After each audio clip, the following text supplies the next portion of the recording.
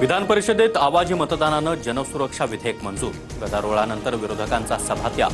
राज्यपालांना भेटून बिलावर सही न करण्याची विनंती करणार। संविधान उलथवण्याचा प्रयत्न करणाऱ्या संघटनांसाठी जनसुरक्षा विधेयक।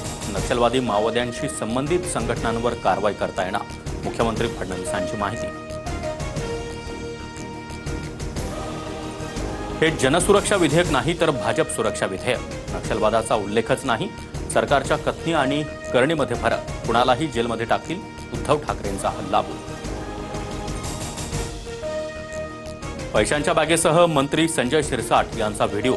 संजय राऊतांचा दावा। मंत्री बाजूला नोटांच्या बंडलाची बॅग घेऊन बसलेत। मुख्यमंत्री फडणवीस कारवाई करणार का? राऊतांचा सवाल। सदर व्हिडिओ माझ्या बेडरूम मधला। बॅगेत कपडे आहेत। मूर्खासारखं स्टेटमेंट करणं राऊतांना जमतं।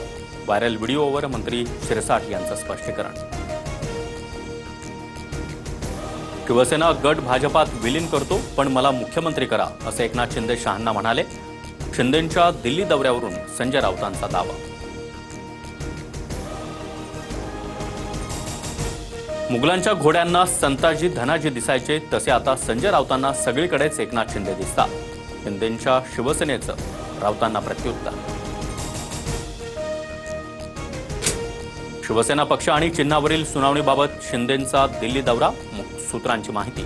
तर शिंदेंनी वकील आणि अमित शहांची भेट घेतल्याची माहिती। मला आयकर विभागाची कोणतीही नोटीस आली नाही। संजय शिरसाट यांच्या वक्तव्याचा विपर्यास केला गेला। खासदार श्रीकांत शिंदेंकडून स्पष्ट। आमदार निवासातील मारहाण प्रकरणी संजय गायकवाडांविरोधात अदखलपात्र गुन्ह्याची नोंद। आणखी एका व्यक्तीविरोधात गुन्हा। तर पोलिसांकडून विधानसभा अध्यक्षांना माहिती कळवली जाणार। मी जाणीवपूर्वक मारहाण केली। कायदा हाती घेतला मात्र कारवाईला घाबरत नाही। आमदार संजय गायकवाडांची मुजोरी काय? मुख्यमंत्री फडणवीसांची भेट घेणार असल्याची माहिती।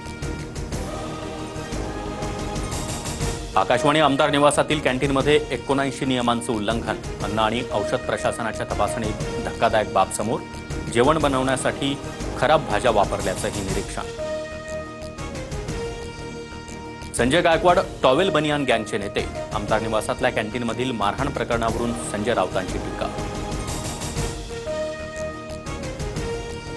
मुंबईला भोंगेमुक्त करण्याचं काम पोलिसांनी केलं मात्र विचारांच्या प्रदूषणासाठी आपल्याकडे कायदा नाही।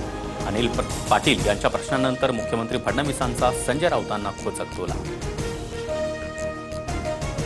मराठीचा भव्य मोर्चा निघालेल्या मीरा रोडमध्ये 18 जुलैला राज ठाकरेंचा दौरा।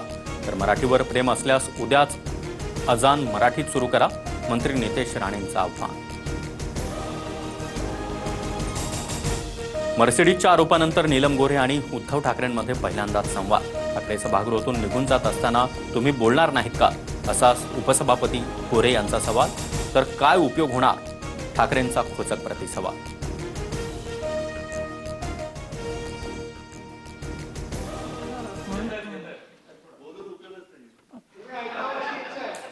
सभापती महोदय, माझी विनंती आहे। मला बोलणार आहे तसं वाटलं होतं। आणि मंदिर देवस्थानात 500 कोटींचा घोटाळा। आमदार सुरेश धस यांचा मोठा आरोप। तर समिती नेमली असून अहवालातून सर्व समोर येईल। मुख्यमंत्र्यांची माहिती।